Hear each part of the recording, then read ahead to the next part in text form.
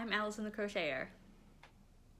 And I'm Vivian the Knitter, and you're listening to Keep Calm and Carry On.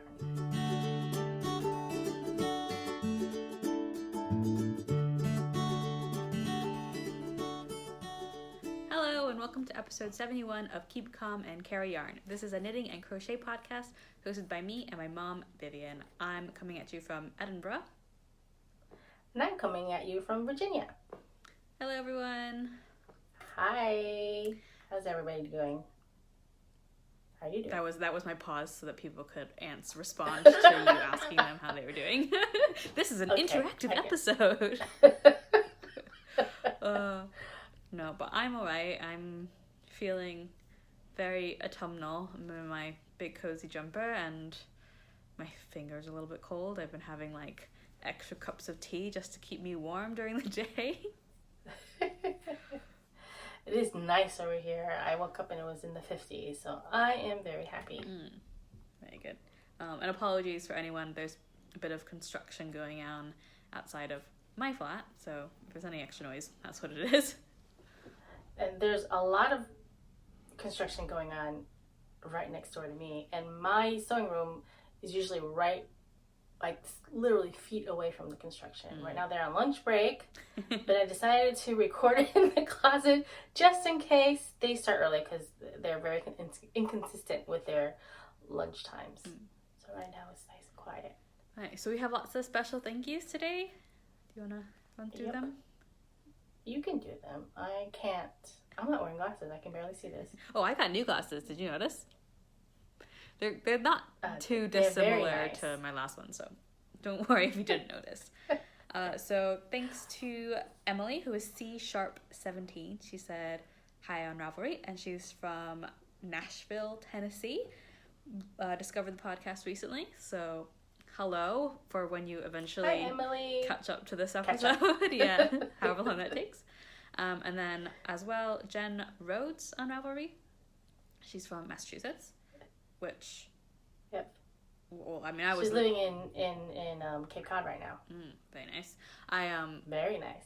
So there's that whole thing about people who live in Cape Cod, like they do the arm thing to like say where on Cape Cod they live. And I was talking to somebody who obviously is not familiar with America. I think maybe the name Cape Cod rung a little bit of bells. It's always like explaining to them the whole thing about like anyway. For anyone who doesn't know, because Massachusetts has and Cape Cod is that little arm. Yeah, it's shaped like that, so people can say like I live here or I live there. The tip. And then lastly, Jen Baum, maybe don't know how to pronounce that. Another Jen. Jen, yeah. She says that her mom taught her how to crochet as a kid, and she's been recently taking it back up. So. Hello, all three of you. Thanks for saying hi. Maybe we'll get her to knit too. I mean, even I've slowly started to knit. Yeah, you're knitting now too. I got like a really cheap, like 1 year subscription to Crafty. So I've bookmarked one of their like continental knitting tutorials because I thought I'd try that because obviously that. Just holding it at least feels natural as a crocheter because the yarn's in that hand. It feels more like. I have a little problem. I have with continental knitting, purling is a little bit more difficult for me than the knitting part. I mean, I can do it. I prefer not to do it, but anyway. Okay. Buzzfeed. Yay. I picked this one this time. Now you picked this extra long one. Yeah, oh my god, it was so long, but it was. I quite enjoyed it. So it's assign some Disney superlatives and we'll tell you who your Disney mom is.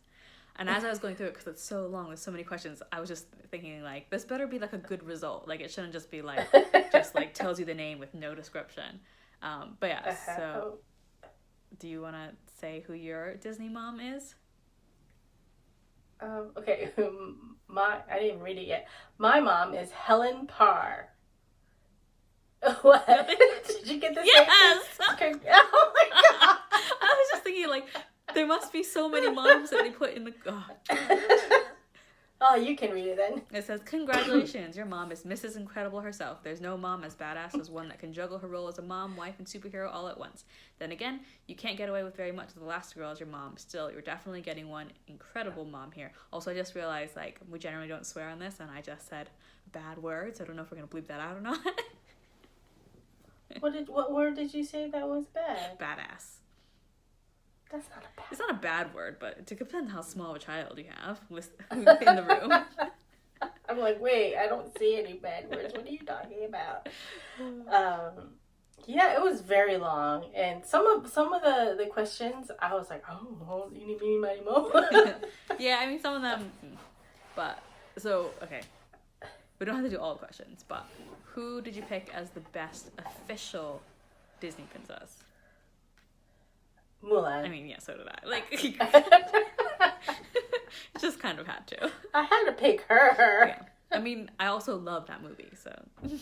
Yeah. Well, so the unofficial Disney princesses, like, was that one that you had to eeny, meeny, miny, mo? Just because? No, I didn't. That one I did not eeny, meeny. Did you pick? That one I picked Vanellope, because she's so spunky. Okay. I mean, I don't really know why. I picked Kita, who's from, Atlantis? Yeah, which I haven't seen in ages, and I actually want to rewatch it. But just because, like... You know why you haven't watched that in ages? Because we didn't have the DVD.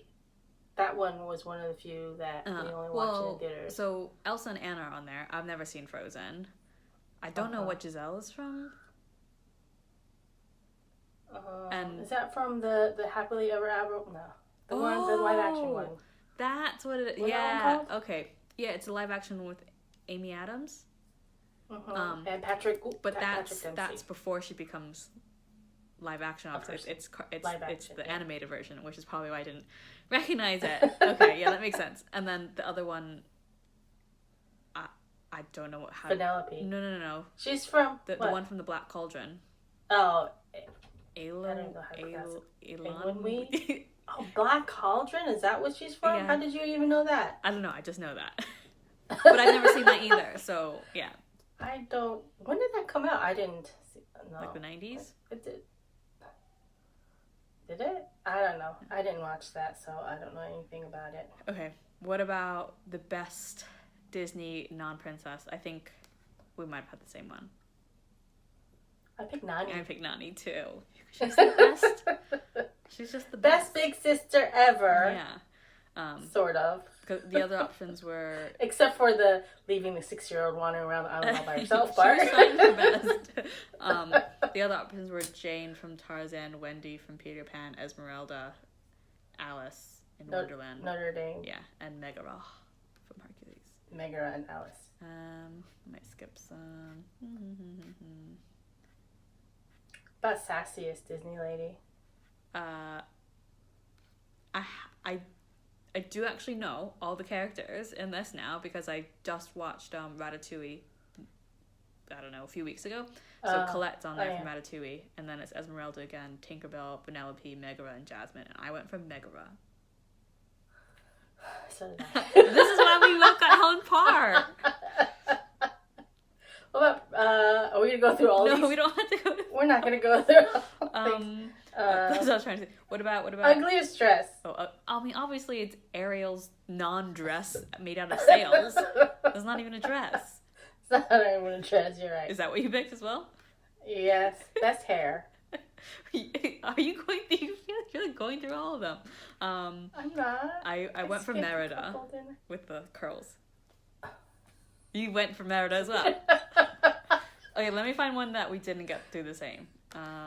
What about the best live action princess?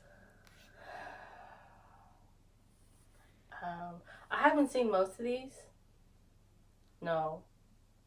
I guess I've only not seen 2 of them. Mm-hmm. But I picked Mulan. So I didn't pick Mulan because I haven't seen it yet. Yes. But I've seen all the other ones. Cinderella, Beauty and the Beast, Sleeping Beauty, she's from Maleficent.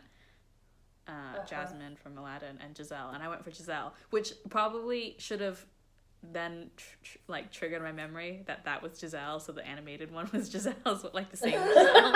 But yeah, Well, I picked Mulan because she has a sword. I mean, come on. She has a sword. In the picture, yeah. Does that mean for the... She knows how to use one.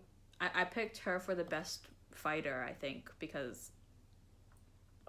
Yeah, I think I might have picked her too. Okay, last one. Wait. Which one was... God, this is long.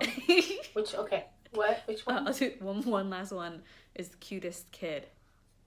The little baby versions of Rapunzel, Tiana, Anna, Merida, Moana, or Elsa. I think we picked the same one. Yeah, Moana. Yeah. Okay. Well, okay, that's good. For anyone else out there, I'm curious to see what other Disney moms they've put on as like the results. So, well, there aren't that many moms because they're all like momless. Yeah. True. So what other moms are there? Ooh, from Emperor's New Groove. I don't even know what her name is, but you know the mom. Yzma's not his mom. Not Yzma. Pacha's wife. She's got the 2 kids. Yeah. Yzma's not his mom. Oh gee, I really missed something there. That was the villain I picked. Yeah, that was the villain I picked too. We're the same person. We really are. Oh my god. Well, I also like, I think all of us, all the kids, have inherited our love of Disney from you. And then, I mean, we watched the same ones over and over again. I mean, you didn't watch the one differently from what I watched because I was watching the same ones in the same room with you. Yeah, true. Growing up. Even after you were older and Madeline was watching the Disney movies. I was there. You guys would still watch the Disney movies. Yeah, true. Yeah. Right. Okay. Crafty content. Do you have Crafty. any whips? I have 2 whips. Mm-hmm. I have an old whip that I haven't talked about in a while, which is my... no, it's not. It is my Just Float by Telly Bean Knits. What's her name? Stephanie Lotvin. Yeah, which is a sweater. It is a sweater. Also, did you notice I described my shirt as a jumper earlier? That came out of my mouth. It is a colorwork yoked sweater, and I am finally on the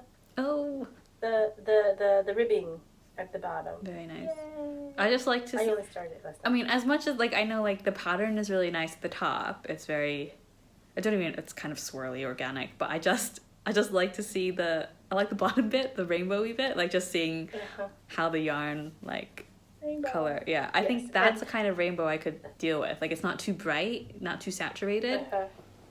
Not too primary. Yeah. Looking. So both the yarns I'm using are Knit Picks yarn. Mm-hmm. They're both sock yarns. Mm-hmm. And I'm very happy with that. Is the arms? The arms, I assume, are going to be in the rainbow color as well. Yes, the arms will. Well, that would look really weird if I. Yeah, I don't know why I said that, but I was just thinking like because the top bit that you've done in that dark purple, it's not really that much yarn, really, is it? It's just navy. Oh, navy.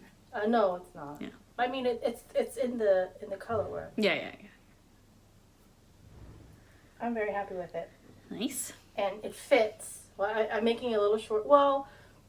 I'm knitting around, and you keep measuring. It's like, damn, it's like every. It seems like I'm measuring it like every half an hour. Probably isn't. It's probably like every 2 minutes. I'm measuring. It's like I'm just not getting anywhere. And then finally, I decided, you know what? It's gonna once I block it, it's gonna block a little bit bigger. So I pulled on it. It's like, oh, close it up. And I'm short, and I put it on. I'm like, yeah, I wouldn't want it any longer than that. Then I started the ribbing. So, that's involved because then you gotta put it on the spare needle, or half of it on the spare needle, so you can actually get it over your head without popping any stitches off of the needles. Because that's that. And I started a new whip, and this one is called Arboreal. It's also a yoked sweater. Surprise. Sweater. It's this one. Yeah. Well, this is also a gift. It is by Jennifer Steingass. This is for the other niece then? This is for the other little. You must have mentioned youngest. it before because the name sounded familiar. No, I have knit her sweater. I actually changed my mind the last second, literally the last second. But this is what it looks like. So you've gone very organic. They're kind of like coordinating with the Humulus because it's kind of organic looking. I didn't even think about that. And this is the colors I use. Oh, that's pink. Very pink. It's very pink.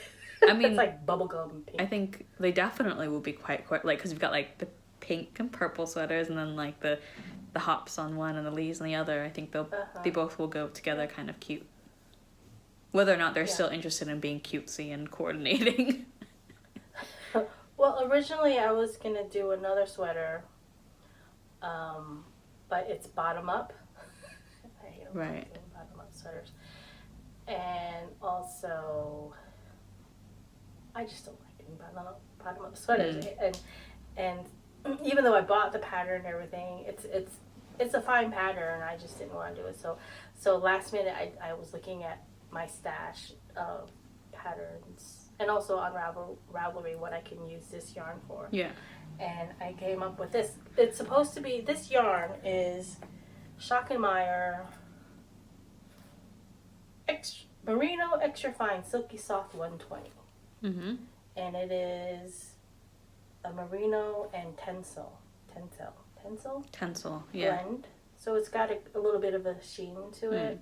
Tencel, is that eucalyptus? Is it? I thought it was like a rayon, like a man-made. Maybe there's a leaf next to the tencel. Yeah. Well, So it says. Okay, it's a type of rayon made from cellulose fiber. So I don't know if it can be made from different types of organic material. Okay. But it's like a chain. It's a construction. The way it's right. It's a chain construction, or is it just that?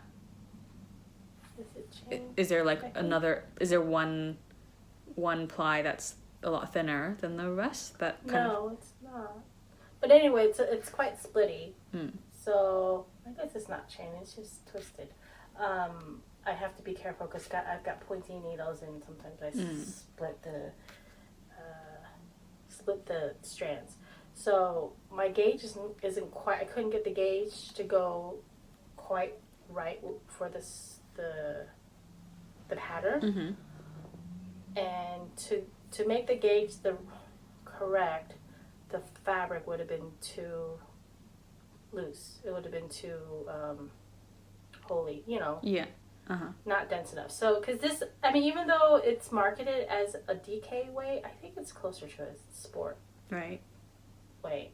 So, I'm actually knitting like instead of the extra small,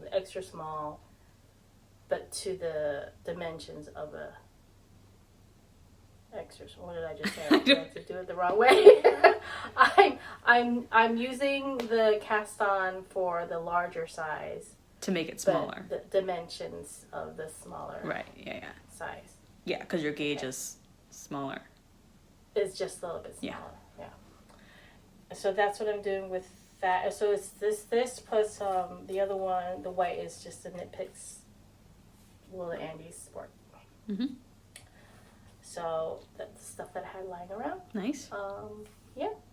So those are the only 2 whips I have right now. Okay.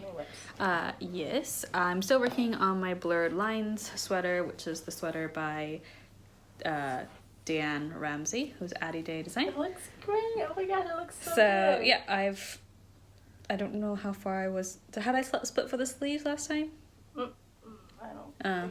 But yeah, so I've split for the sleeves, and it's harder to tell because the green and the grey are slightly closer in colour, but I've just started to introduce the green, so it goes from I've got the grey neck, and then cream, grey, so the green will be the last green. Color. Yep, so green's going to be the last color. I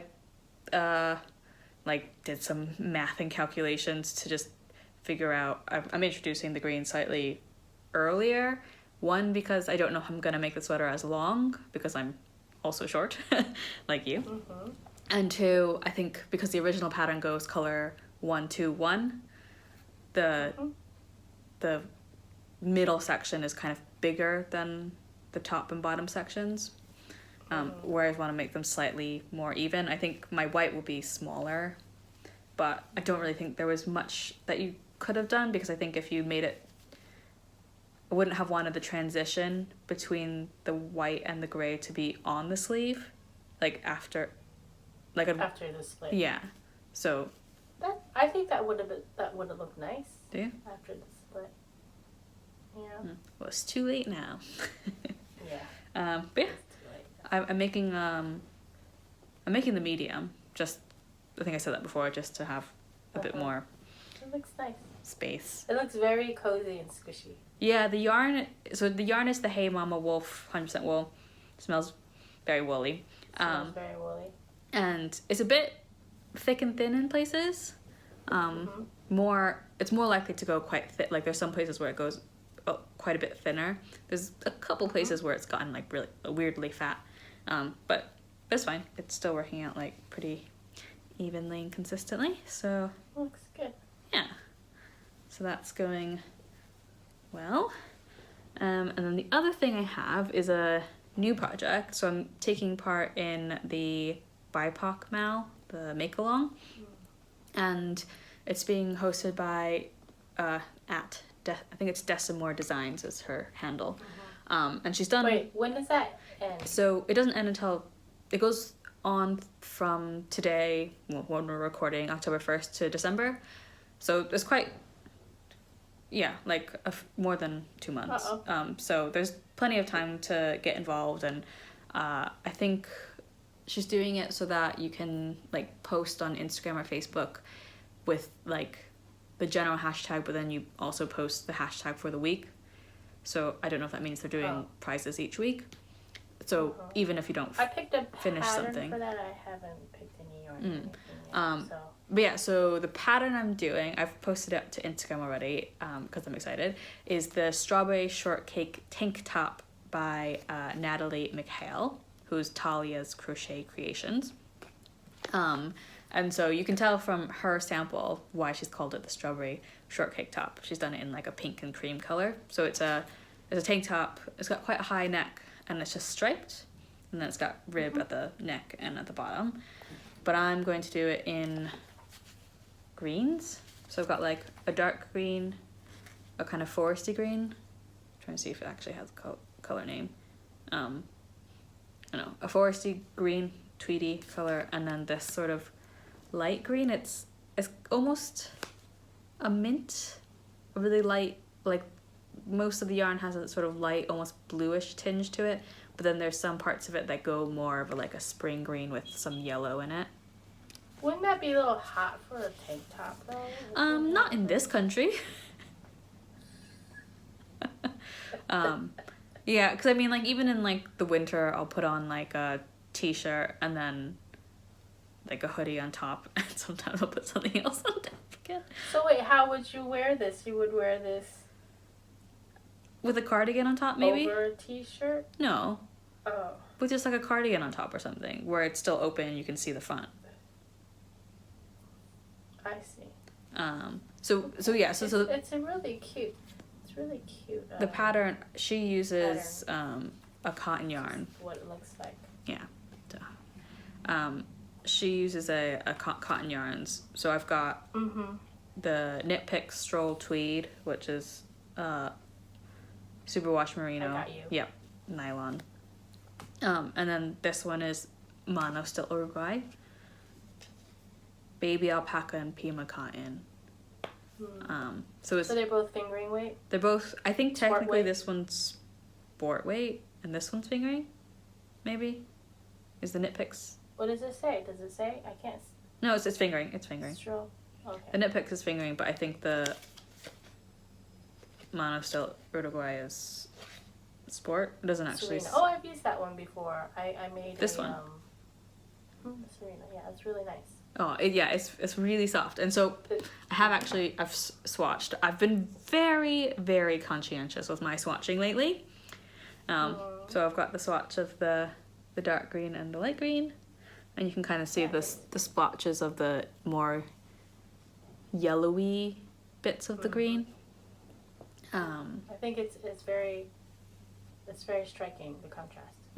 I think the pattern, so I've just done every 2 rows just so that I can have both yarns in it, but I think maybe the striping in this actual shirt is every other row. Yeah, that's what it looks like.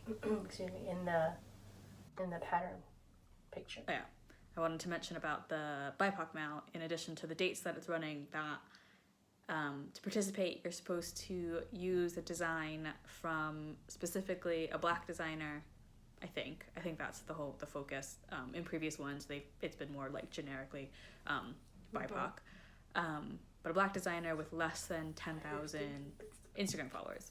So just the idea being to support some lesser known designers and stuff.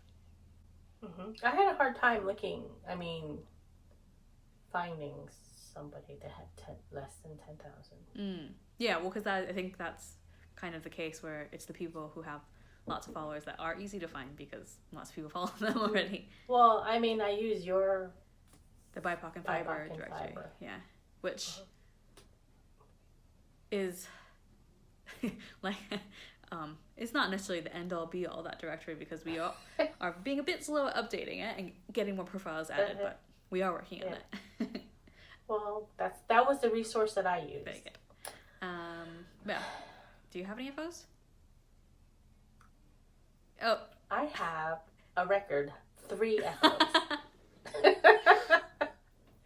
Okay, let's see. The oldest FO, or at least the FO that has been lingering the longest. Wait, let me guess. Socks. Oh, dang. Oh, those. Yeah, the princess socks, or whatever I called them. Yeah.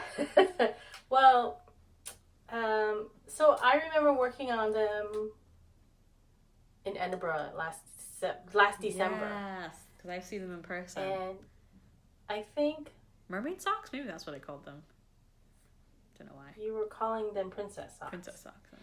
And so I had started the second sock there. Uh-huh. And so I'm following Susan B. Anderson's, what does she call it? You can put the name on. Because I am not prepared. And it's just an afterthought. Oh, okay. It's a sock pattern where you do afterthought heels, and she's got like a different technique how to pick up the stitches for the heels. Mm-hmm. And anyway, so it's like a dollar pattern, and so I followed it for the first sock, and then which came out fine. And then the second sock, I actually did the correct ribbing, because you remember. Yeah, you're really good at making mismatching socks. So anyway, I made sure that the ribbing, the cuff was correct, but I always carry the first sock with me, so I would remember where I would put the scrap yarn for the afterthought. So it's not actually like a true afterthought where you have to cut it. Mm-hmm. You use scrap yarn to kind of hold the place where you want your heel. Uh-huh. So here it is. It's called the Smooth Operator Socks by Susan B. Anderson. And so when I knew I was coming up to where I had to do the scrap yarn for the heel, I pulled out my sock, the first sock, and looked at where I had the heel, and okay, and then I put it back down. So this is where I start the heel. So I put it in, and I was knitting, and I was almost up to the toe, mm-hmm. and I looked back at the first sock. I actually put it in the wrong spot. I was looking at it from the wrong direction.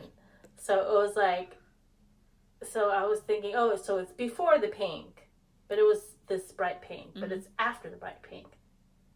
So it was in the wrong spot. Uh-huh. So did you just undo it? Because you're looking at it from the wrong direction. What? Did you undo it then? I had to undo the whole sock, this whole sock. Dear.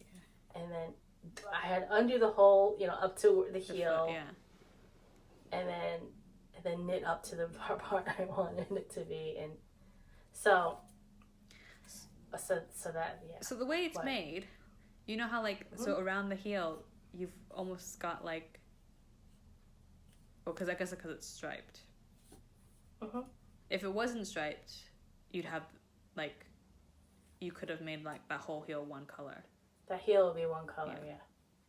So which is what I had originally on the first sock. Right. But I re-looked at how I did the heel, and even though I follow the direction, I have a problem with a little bit with ladders because you have this part on one needle and this part on another needle, because I'm using 2 circs. And I've never heard that abbreviation. Where the shortened. What? Did you say 2 circs? 2 circular needles. Yeah, I knew what you meant, but I've never heard anyone say that before. Okay, so when I do the decreases right at the very end, and then you switch needles, and then you do decreases, right. I have a problem with the ladder over here. And one of your socks, you complained that there was always like a gap over here. It's my favorite socks. I've like sewn them shut. Yeah. So I've Oh wait.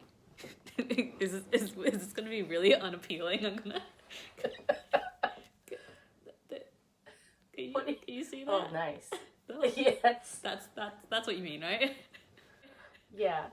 So so I fixed that by knitting 1 stitch and then the decrease, then go to the other end. And the last 3 stitches, do a decrease and then a knit stitch. So the decrease stitches aren't sitting at the end of the needle. Right, that helps it from getting that gap. So anyway, so the pattern said, I followed the pattern, and it was the decreased stitches are right at the end of the needle. So then I had that gap. So anyway, so I ripped out the first heel and redid that. So I basically did 3 heels. But it's finished. I just have to. How does that technique compare to other heel techniques for you? Well, it's the way I don't generally do afterthought heels where they have these are not short row heels, but where the heel, I generally do a heel flap. So I don't know, but it's the picking up of the stitches that she does a little differently over here to prevent the gap. Right here, sometimes there's a hole right here. Actually, it's on this other side because I didn't do the other side as well. I don't know, can you see the hole? There's a hole. Yeah, I can see the hole a little bit. Yeah. It's fine. I think I still prefer my heel flap. But you're getting these socks. Yeah, you said you wanted them. I made them a little shorter, so it's too short for me. Ah, okay, cool. And you can tell me how well these fit whenever I see you. Who knows when I'm going to see you. So that's that. So I still have to weave in ends. Weave in the ends. Thank you. And okay, so the newest project also is an FO, and I made a knitted beaded bracelet. Oh, what inspired you to do that? So a bunch of the ladies in the knitting group, decided to do it together. There's one woman that is a fabulous shawl, like lace shawl knitter. She must knit at least one a month or something, lace shawl, plus the other things the other non-lace shawls. She's a big shawl maker, and and a lot of her shawls have beads, and she was making one of these.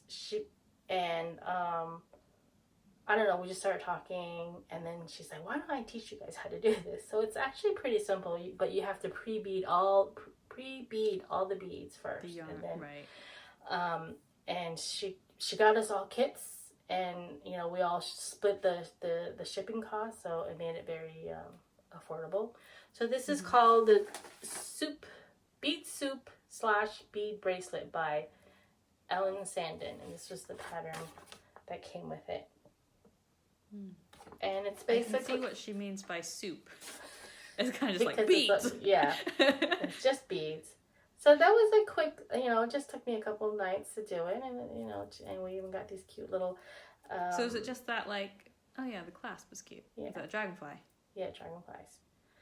I'm not really happy with how I beaded it. Because when I was when I was threading the beads onto my yarn... It was that during knitting group, so I wasn't really paying attention to what I was doing. So I feel like I should have put more of these big beads. There's like these bigger beads in here. Mine is very random, the way they're just kind of spread out. They're not. But it's a cute, I still have enough of the thread. So it came with, I still have plenty of beads. And where's the thread? Well, anyway, I still have probably enough thread to make a smaller bracelet. I don't know where it went. That reminds me of that beading place we went to in Saratoga. Yeah. But this is knitted beads. Yeah. But just seeing that, like... Seeing those beads, yeah. The container of beads, yeah. We loved that place. You did. That place is shut down. And the third FO. Another one. So this must be... The big one. Humulus. Yay. Very good. It looks so good. It's been blocked. I still have to weave in the ends. And I think it'll fit the girl that it's going to pretty well. Nice. Yeah, so I'm very, very pleased with this one. So the Humulus is a colorwork yoke. Surprise. purple and lime green. And it is by Isabel Kramer. And it's just stash yarn that I had. I actually, when I was knitting the rib on the bottom, I stopped halfway. I'm like, that's long enough. Because it was just going on and on and on forever. And I bound it off and I started the sleeves. And there was another woman at the group also making a Humulus. And she was like one sleeve ahead of me. And I was looking at her, I was like, that hem looks really nice with the longer rib. So screw it. So I ended up ripping out the bind off and then putting it back on nails and then just to make the hem a little longer. So yeah. I see. You see that? Yeah. I was just looking at the top, like the way, so you've got like 2 rows of the hops sort of things, but like their stems kind of create like almost like an argyle looking diamonds. Oh yeah, like in between. It's kind of nice. Yeah, it is nice. I did notice that when I was knitting it. Because when you're looking at the chart, you're just looking at like a little segment of it, and then you don't really notice those until you have multiple put together. Yeah. Yeah, multiples of the pattern. Nice, lots to talk about. Yeah. Well, I don't have a real FO. I just wanted to mention that this like very...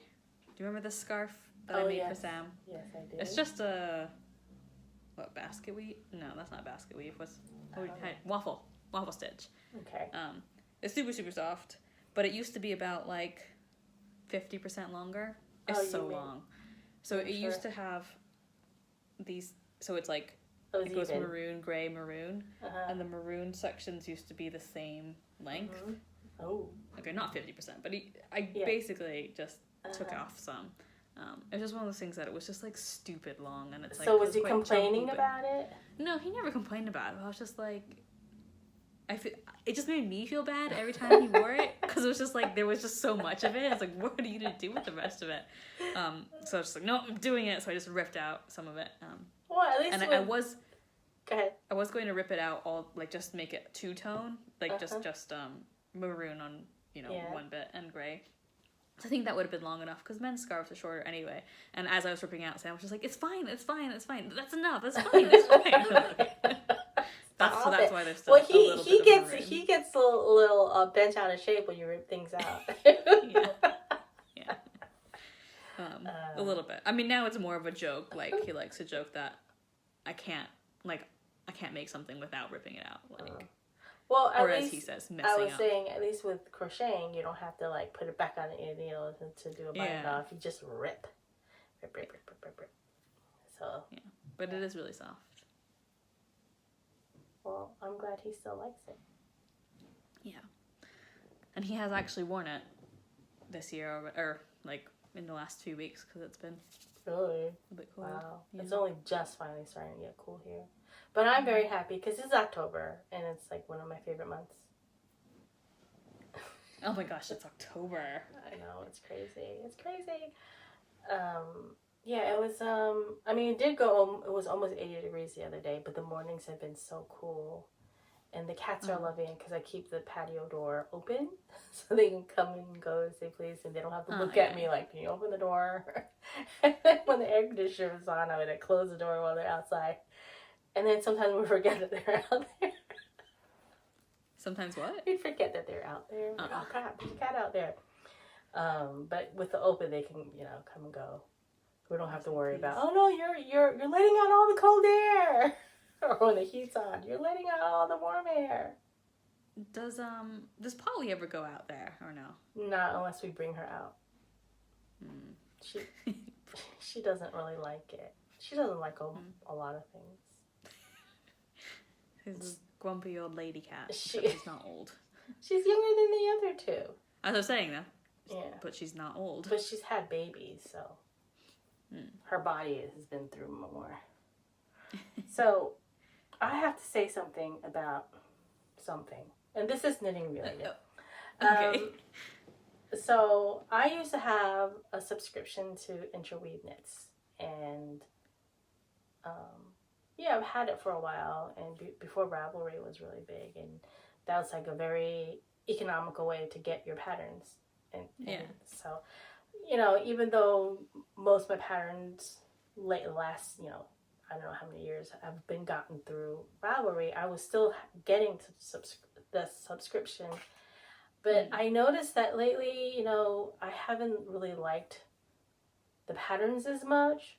So I'm always happy if there's at least 3 patterns in there that I like. But anyway, so I unsubscribed. I canceled my subscription. I was going to say I deleted it. I deleted my subscription. So, anyway, and something came up on my Ravelry, and it was an interweave pattern. I was like, oh, that's nice. Is it in my library? It's like, no, it's a new one. So I'm looking. It's like, oh man, there's like a bunch of patterns that I like in the fall 2020 issue. So I'm annoyed. So I mean, that's that your good. whole story. Yeah. That's my whole story. I mean, I'm glad that I like their patterns now again, but I'm annoyed that I unsubscribed. I might just get a digital. So does that mean? Oh, you might get a digital. I just might get just a one-off. Just the one-off digital. I mean, you can buy them singly. Yeah. But it's like, I don't know, More expensive. Or $7 because they're sweaters that I'm talking about. Singly as in the pattern. Through Ravelry, yeah, or yeah. I thought you meant the issue. But the issue is $9 if you get the digital version. So I might just do that. So yeah, I used to love Interweave. Maybe I'm going to start loving it again. Yeah, you'll just have to keep an eye on it. Yeah. That's interesting. Do you know, was there a shift in, the type of patterns they were publishing? Like the styling or the style? I think maybe it was the style. It just wasn't, not that I'm a very trendy person, but it just, I feel like there were a lot of old lady patterns in there.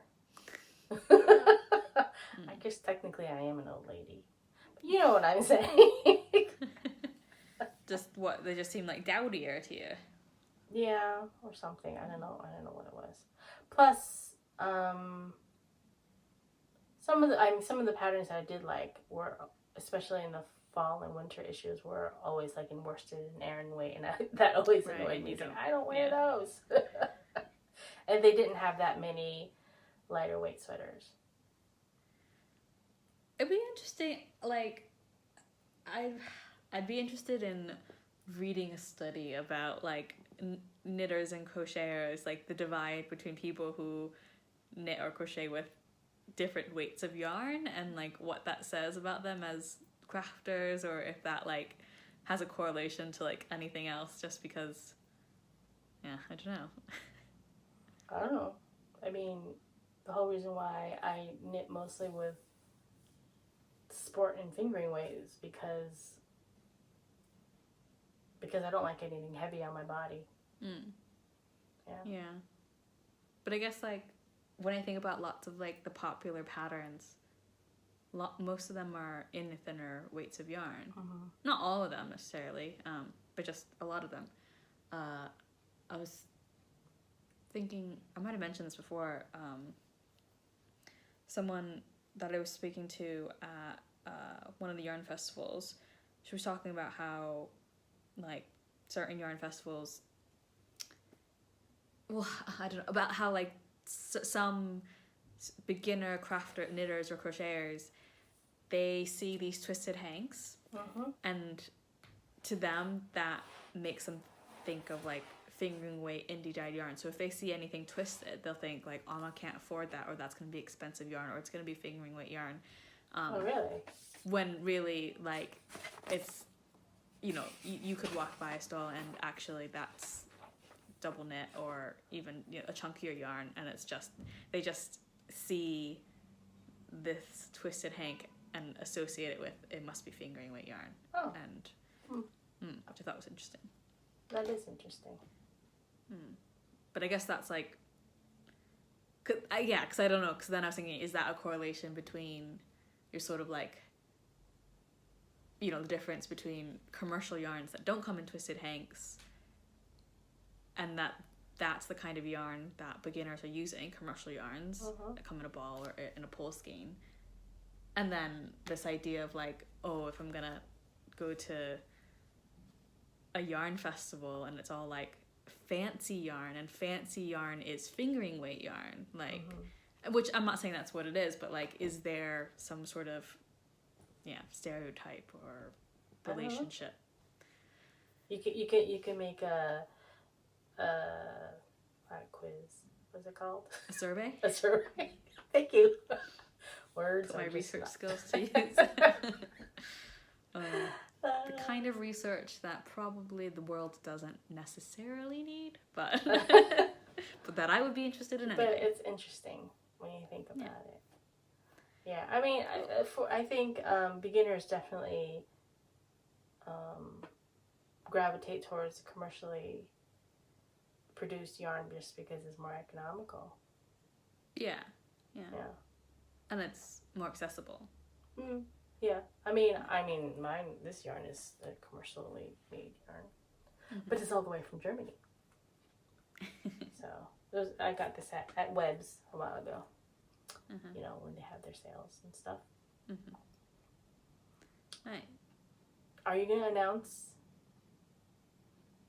Vogue? What? I don't know if I'm allowed to. Why not? I don't know. It's not, like, online or anything. But it's just in a few days. That's true. I mean, this might go out before after that. Who knows with our rate.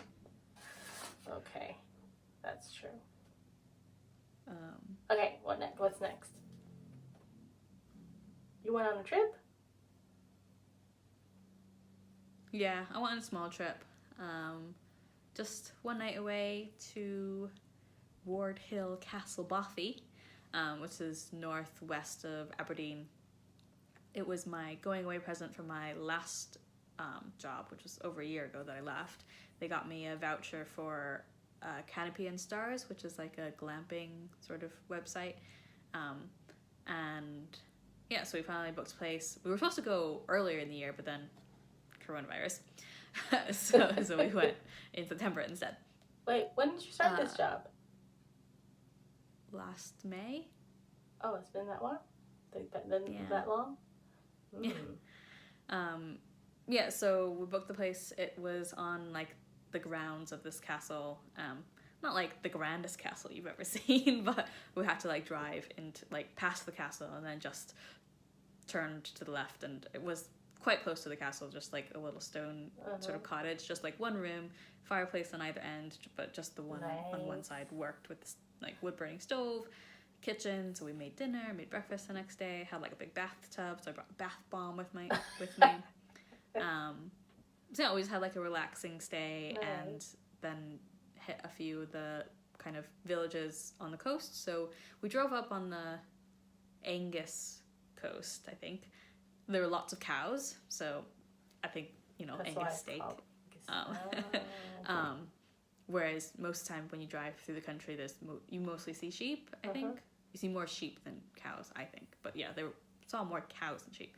The actual landscape was very farmy. It wasn't that like stunning, spectacular Scottish landscape that you might think of.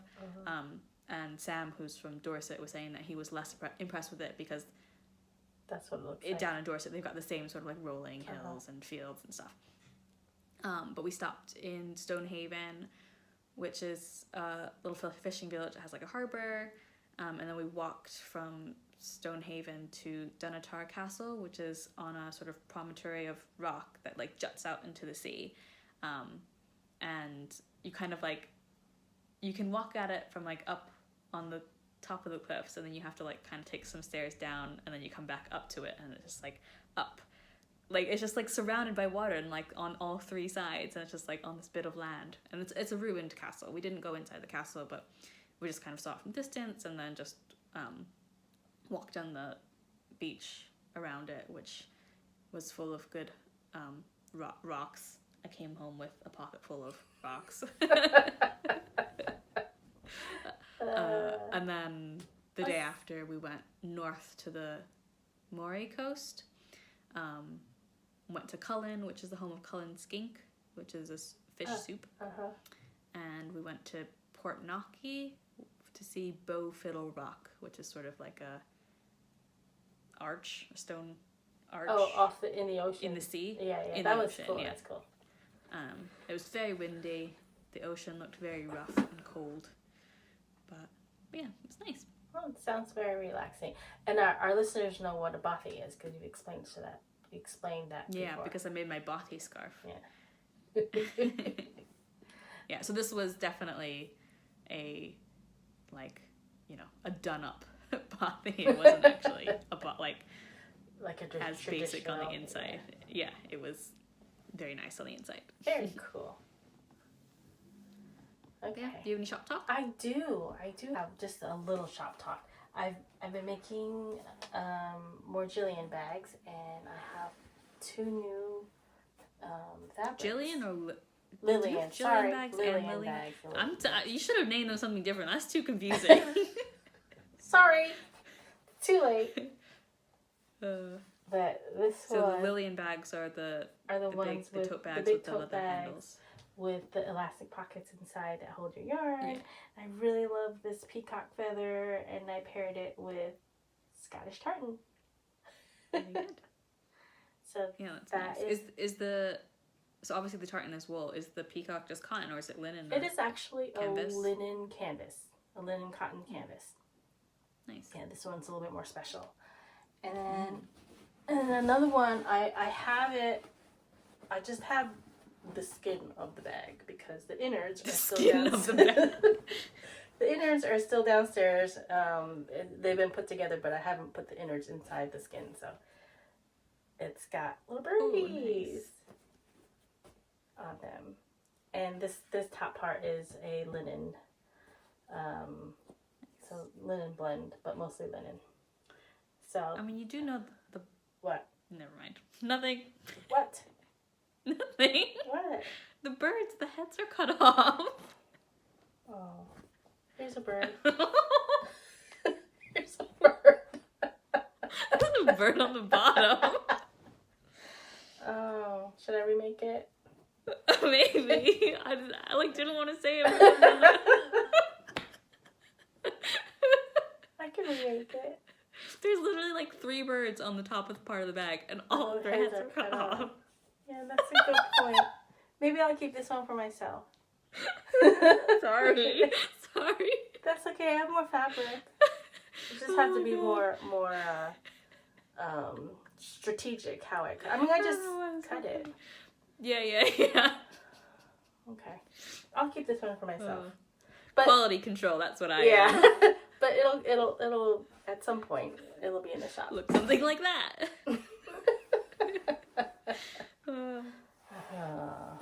Yep. So that's my short. Oh, and I started buying some Christmas fabric, so there'll be some Christmas bags.